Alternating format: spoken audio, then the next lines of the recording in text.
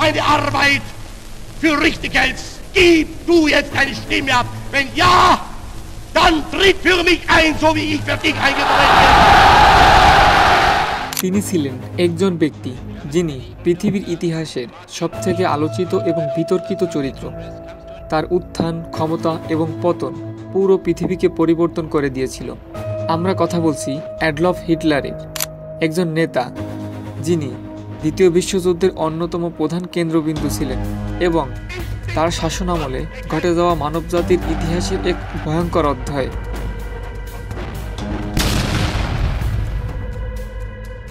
পৃথিবীর ইতিহাসে মোট 2টি বিশ্বযুদ্ধ হয়, তার মানে এর আগে একটি বিশ্বযুদ্ধ হয়েছিল। এটি ছিল প্রথম বিশ্বযুদ্ধ। 1914 থেকে 1918 সাল ব্যাপক বৈশ্বিক সংঘর্ষ যা ইউরোপের বেশ কয়েকটি দেশ এবং তাদের উপনিবেশগুলোর মধ্যে সংগঠিত হয়েছিল। এর সূত্রপাত হয় 1914 সালে, যখন অস্ট্রিয়া হাঙ্গেরি রাজপুত্রকে হত্যা করার পর সার্বিয়ার বিরুদ্ধে যুদ্ধ ঘোষণা করে। এরপর ধাপে ধাপে অন্য অন্য দেশে এই সংঘর্ষ ছড়িয়ে পড়ে। প্রথম বিশ্বযুদ্ধের প্রধান শক্তি ছিলেন জার্মানি, অস্ট্রিয়া হাঙ্গেরি, অটোনোমাস সাম্রাজ্য বর্তমান তুরস্ক এবং বুলগেরিয়া। মিত্রশক্তি ছিলেন Britain, France, Russia, Italy, Japan এবং যুক্তরাষ্ট্র। যুদ্ধের শুরুতে অস্ট্রিয়া হাঙ্গেরির রাজপুত্র ফার্দিনান্দের হত্যাকাণ্ডের পর যুদ্ধ ঘোষণা করলেও জার্মানি তাদের স্লিফেন পরিকল্পনা এর মাধ্যমে যুদ্ধকে আরও বিস্তৃত করে। ফ্রান্স এবং ব্রিটেন তাদের সামরিক শক্তি বাড়ানোর জন্য উত্তেজনা সৃষ্টি করেছিল, আর রাশিয়া তাদের প্ল্যান সার্ভিজমের লক্ষ্যে সক্রিয় ছিল। এছাড়া ইউরোপের বিভিন্ন দেশের মতো সাময়িক এবং রাজনৈতিক প্রতিযোগিতা যুদ্ধে উত্তেজনা বাড়িয়ে দেয়। জার্মানি এবং অস্ট্রিয়া হাঙ্গেরি প্রধান উস্কানিদাতা হিসেবে দেখা হয়। জার্মানি তাদের আক্রমণাত্মক কৌশল এবং সাময়িক শক্তির বৃদ্ধির মাধ্যমে যুদ্ধের পরিধি আরও বাড়িয়ে দেয়। যদিও অস্ট্রিয়া হাঙ্গেরি সরাসরি যুদ্ধ শুরু করেছিল, জার্মানি তাদের সমর্থন দিয়ে যুদ্ধকে এক বৈশ্বিক সংঘর্ষে পরিণত করে। প্রথম বিশ্বযুদ্ধ 1918 সালে শেষ হয় এবং ট্রিটি অফ ভার্সাই 1919 এর মাধ্যমে জার্মানির ওপর শাস্তি আরোপ করা হয়। যুদ্ধের পর জার্মানিকে ক্ষতিপূরণ দিতে হয় এবং তাদের সামরিক ক্ষমতা সীমাবদ্ধ করা হয়। এই শর্তগুলো যুদ্ধের পরবর্তী উত্তেজনা এবং দ্বিতীয় বিশ্বযুদ্ধের জন্য মঞ্চ প্রস্তুত করেছিল। 20 এপ্রিল 1889 ব্রাউনাউ এম ইন অস্ট্রিয়াতে জন্মগ্রহণ করেন। পিতা অ্যালোইস হিটলার, মাতা ক্লারা। অল্প বয়সে চিত্রশিল্পী হওয়ার স্বপ্ন ছিল, কিন্তু তিনি ভিনেমার আর্ট একাডেমিতে ভর্তি হতে ব্যর্থ হন। পৃথিবীর ইতিহাসে সর্বমোট 2টা বিশ্বযুদ্ধ হয়, যেখানে হিটলার 2টাতেই অংশগ্রহণ করেন। হিটলার 1914 সালে প্রথম বিশ্বযুদ্ধে জার্মানি সেনাবাহিনীতে অংশগ্রহণ করেছিলেন। যুদ্ধের অভিজ্ঞতা তাকে রাজনীতির দিকে আকৃষ্ট করে এবং তিনি জার্মান জাতীয়তাবাদী আন্দোলনের সমর্থক হন। পরে 1920 সালে জার্মান ওয়ার্কস পার্টিতে যোগ দেন, যা পরে নাৎসি পার্টি এনএসডিএপি নামে পরিচিত হয়। 1923 সালে মিউনিখ পুটস নামের একটি ব্যর্থ বিদ্রোহের চেষ্টা করেন। এর ফলে তিনি কারাবন্দী হন এবং জেলখানায় তিনি তার মেইন ক্যাম্প বই লিখেন। প্রথম বিশ্বযুদ্ধের পর জার্মানির উপর চাপিয়ে দেওয়া হয় ট্রিটি অফ ভার্সাই। এটি জার্মানির জন্য একটি অপমানজনক চুক্তি ছিল, যা তাদের রাজনৈতিক এবং অর্থনৈতিক অবস্থাকে বিপর্যয় করে দেয়। জার্মানির জনগণ তখন হতাশ এবং ক্ষুব্ধ ছিল। এই অবস্থাকে কাজে লাগিয়ে অ্যাডলফ হিটলার তার রাজনৈতিক প্রভাব বাড়াতে শুরু করে। জার্মানির অর্থনীতি চরম দুর্দশায় পড়েছিল। এই সময় হিটলার এবং তার নাৎসি দল জনগণের সমর্থন অর্জন করেন। হিটলার এবং তার দল জার্মানিকে পুনর্গঠনের প্রতিশ্রুতি দেয়। তিনি বলেন, তোমরা যদি আমাকে নির্বাচিত করো তাহলে আমি ট্রিটি-ফিটির ধার ধারব না। জার্মানি কোনো দেশকে টাকা দিবে না।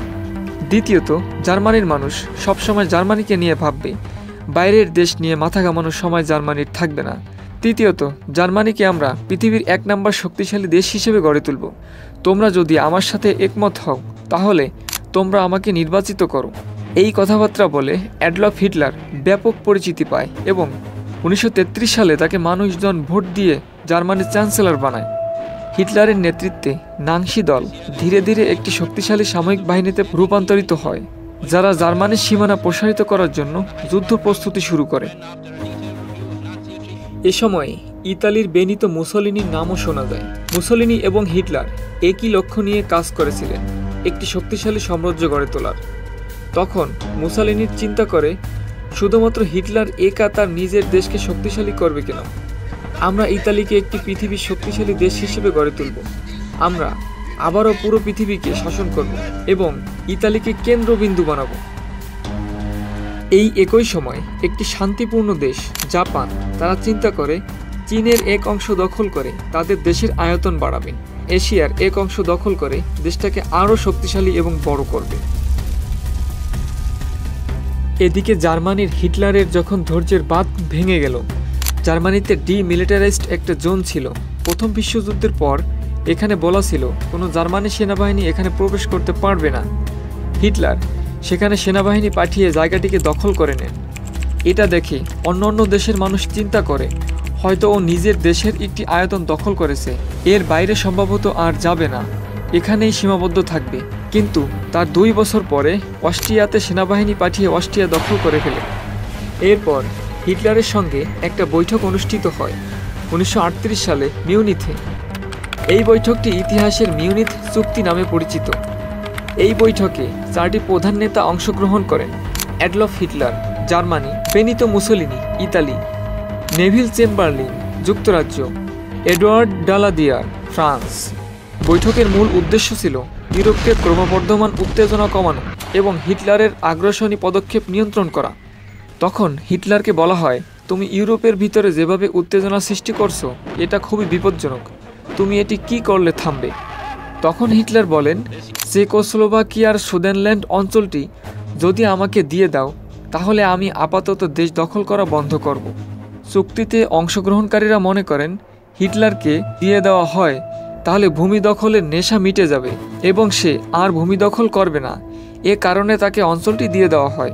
মুসোলিনি তখন ভাবতে লাগেন যে হিটলার একের পর এক দেশ দখল করে জার্মানিকে বিশাল ও শক্তিশালী করার পরিকল্পনা বাস্তবায়ন করে ফেলছে, তাহলে ইতালির কি হবে? আমাদের পরিকল্পনাগুলো কি শুধু কথার মধ্যেই সীমাবদ্ধ থাকবে? অতিরিক্ত চিন্তা না করেই মুসোলিনি সরাসরি ইতালির সেনাবাহিনীকে ইথিওপিয়া আক্রমণ করার নির্দেশনা দেয়। কিছুদিনের মধ্যেই ইতালি ইথিওপিয়া দখল করে ফেলে। তবে এটি সম্ভব হয়েছিল কারণ সেই সময় ইতালি ছিল অত্যন্ত শক্তিশালী এবং তাদের প্রভাব অন্য দেশের ওপরে পড়েছিল। তখন পুরো ইউরোপ জুড়ে একটি ভীতিকর অবস্থা বিরাজ করছিল। বিভিন্ন দেশের মানুষ ভয়ে রাতের বেলায় ঘুমোতে পারত না, হঠাৎ করে দেশ দখল হয়ে যাওয়ার ভয়ে। ঠিক এর কিছুদিন পরে হিটলার শান্তি চুক্তি ভেঙে পোল্যান্ডে আক্রমণ করে বসেন।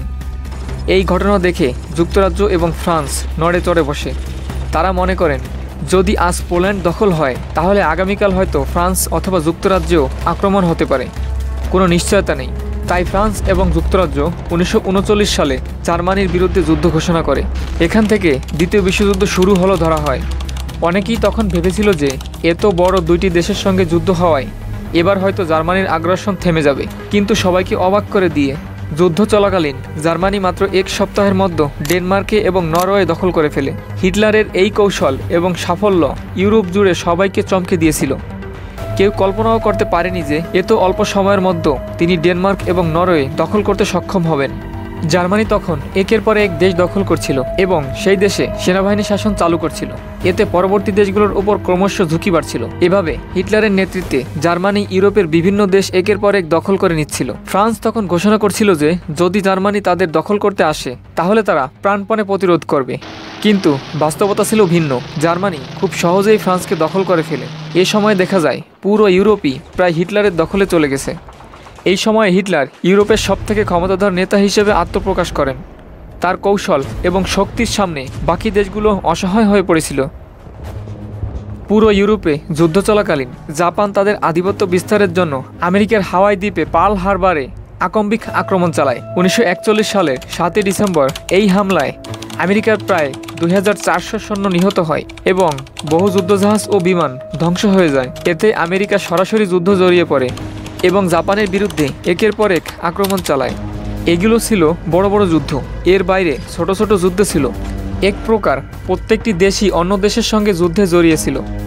এখানে যে যুদ্ধগুলোর আলোচনা করা হয়েছে সেগুলো খুব বড় বড় যুদ্ধ ছিল। অলরেডি জার্মানির আয়তন বিশাল হয়ে গেছে, ইউরোপের প্রায় সব দেশই তাদের দখলে। এই সময় হিটলার চিন্তা করলো, আমরা তো অনেক দেশই দখল করেছি, তাহলে আর একটু এগোই। আর একটু এগিয়ে যদি রাশিয়াকে দখল করতে পারি তাহলে পুরো রাশিয়াকে জার্মানিতে পরিণত করতে পারবো। এই পরিকল্পনা করে হিটলার 30 লক্ষ সৈন্য নিয়ে রাশিয়ার উপর আক্রমণ শুরু করলো। রাশিয়ার সঙ্গে যুদ্ধ শুরু করতেই জার্মান বাহিনী প্রথম দিকে বেশ এগিয়ে ছিল। তাদের শক্তিশালী সেনাবাহিনী এবং কৌশলী যুদ্ধ পরিকল্পনার কারণে তারা দ্রুত রাশিয়ার বিশাল অঞ্চল দখল করে। কিন্তু এর পরেই একটি বড় বাধার মুখে পড়তে হয়, রাশিয়ার তীব্র শীত। রাশিয়ান শীতকাল ছিল জার্মানদের জন্য একটি ভয়ঙ্কর অভিজ্ঞতা। সৈন্যদের কাছে পর্যাপ্ত শীতের পোশাক ছিল না, খাবার সংকট দেখা দেয়, আর বরফের কারণে যুদ্ধের সরঞ্জাম ও যানবাহন বিকল হতে শুরু করে। শূন্যের নিচে তাপমাত্রা জার্মান সেনাদের একের পর এক দুর্বল হয়ে পড়ছিল। অন্যদিকে রাশিয়ান সৈন্যরা নিজেদের আবহাওয়ার সঙ্গে অভ্যস্ত ছিল এবং তারা প্রতিরোধে শক্তিশালী হয়ে ওঠে। রাশিয়ান বাহিনী একটি কৌশল গ্রহণ করেছিল, যেখানে তারা নিজেদের এলাকা ছেড়ে পিছু হেঁটে যেতে থাকলেও সবকিছু পুড়িয়ে রেখে যেত, খাদ্য, আশ্রয়স্থল সবকিছু। ফলে জার্মান বাহিনীর জন্য রসদ জোগাড় করা অসম্ভব হয়ে পড়ে। এরপর রাশিয়ান বাহিনী পাল্টা আক্রমণ শুরু করে এবং ধীরে ধীরে জার্মান সেনাদের পিছু হটাতে বাধ্য করে। তীব্র শীত, রসদের সংকট এবং রাশিয়ানদের শক্তিশালী আক্রমণের মুখে হিটলারের সেনাদের বিপর্যয় হয়ে পড়ে। অবশেষে জার্মান বাহিনী প্রাণ বাঁচাতে পিছু হটতে শুরু করে। এর কিছুদিন পরে এই যুদ্ধটি একটি ভয়ঙ্কর রূপ ধারণ করে। রাশিয়ান আর্মি জার্মানি সেনাবাহিনীদেরকে 3 দিক থেকে অ্যাটাক করে এবং প্রায় 20 লক্ষ মানুষ মারা যায় মাত্র 3-4 দিনের ব্যবধানে। তারপর জার্মান সেনাবাহিনী বলে যে আমরা রাশিয়া দখল করতে পারছি না, আমরা স্যালেন্ডার করছি। তারা রাশিয়ান সেনাবাহিনীর কাছে স্যালেন্ডার করে। এদিকে আমেরিকা জাপানকে একের পর এক অ্যাটাক করে যাচ্ছে। আবার হিটলার চিন্তা করলো, আমি তো রাশিয়াকে দখল করতে চেয়েছিলাম, পারিনি, কিন্তু ইউরোপে তো অনেক বড় বড় দেশ আছে, আমি তো এগুলো চাইলে দখল করতে পারি। এদিকে মুসোলিনি চেষ্টা করছিল রোমান এম্পায়ার বড় করার জন্য, অন্যদিকে জার্মানি চেষ্টা করছিল জার্মানিকে বড় করার জন্য। এখন যেই কথা সেই কাজ, এই দুই দেশের ভিতরে যুদ্ধ লেগে যায় ইতালি এবং জার্মানির সাথে। জার্মানি অ্যাটাক করে বসে ইতালিকে এবং এই যুদ্ধে জার্মানি জয় পায়, ইতালিকে দখল করে। কিন্তু এই যুদ্ধে জিততে গিয়ে জার্মানির এত পরিমাণের ক্ষতি হয় কল্পনার বাইরে। ওদের এত পরিমাণে সেনা মারা যায় যে অলরেডি যেই পরিমাণের ভূমি দখল করেছে এগুলো নিয়ন্ত্রণ রাখতে হিমশিম খাচ্ছে। এরপর আমেরিকা, ফ্রান্স এবং ইউকের সঙ্গে বন্ধুত্ব করে ঘোষণা দেয় যে আমরা তাদের মিত্র বাহিনী হয়ে লড়ব। 1944 সালের জুন মাসের 6 তারিখে 1,56,000 আর্মি নামে ফ্রান্সের নরম্যান্দিতে আর্মিগুলো নেমে একের পর এক অ্যাটাক শুরু করে এবং 1 সপ্তাহের ভিতরে প্যারিস স্বাধীন হয়ে যায়। এখন জার্মানি যে রাশিয়াকে দখল করতে চেয়েছিল ওখান থেকে তো জার্মানি পালিয়ে এসেছে, এখন রাশিয়াও বসে নেই। রাশিয়া বলছে জার্মানির এত বড় সাহস, আমাকে দখল করতে আসে, আমি এখন পাল্টা আক্রমণ করব, আমি এখন জার্মানি দখল করব। রাশিয়ান আর্মি জার্মানির উপর অ্যাটাক করার জন্য প্রস্তুতি নিতে থাকে এবং এক পর্যায়ে অ্যাটাক করে বসে। অ্যাটাক করে জার্মানির ভূমি দখল করতে করতে জার্মানির শহর বার্লিন দখল করে ফেলে। হিটলার যখন জানতে পারে আমি রাশিয়া দখল করতে চেয়েছিলাম, সেটা তো পারলামই না, উল্টো রাশিয়াই বার্লিন দখল করে নিল। বার্লিন ছিল জার্মানির রাজধানী। তো এই ব্যাপারটা হিটলার কোনোভাবেই নিতে পারেননি। তাই 1945 সালের 30 এপ্রিল হিটলার সুইসাইড করে। এরপরে জার্মানির দখলে যে সকল দেশ ছিল সব দেশ 1 সপ্তাহের ভিতরে হাতছাড়া হয়ে যায় এবং সকল জার্মানি সেনা আত্মসমর্পণ করে। এর মাধ্যমে ইউরোপের যুদ্ধ শেষ হয়। এই যুদ্ধ থামার পর আমেরিকা এবং জাপান আরও 3 মাস যুদ্ধ চলে। তখন আমেরিকা বুঝতে পারে যে আমাদের আর কিছু করার নেই, অথবা এমন কিছু একটা করে দেখাতে হবে যে পুরো পৃথিবী চমকে যায়, এবং আমেরিকা সেই কাজটিই করে। আপনারা সবাই জানেন, 2টি পারমাণবিক বোমা ফেলে, একটা হিরোশিমাতে এবং একটা নাগাসাকিতে। এই আঘাতে প্রায় 2 লক্ষ মানুষ মারা যায় এবং 1945 সালের সেপ্টেম্বর মাসে এসে জাপান আমেরিকার কাছে স্যালেন্ডার করে এবং এখানে দ্বিতীয় বিশ্বযুদ্ধের সমাপ্তি ঘটে।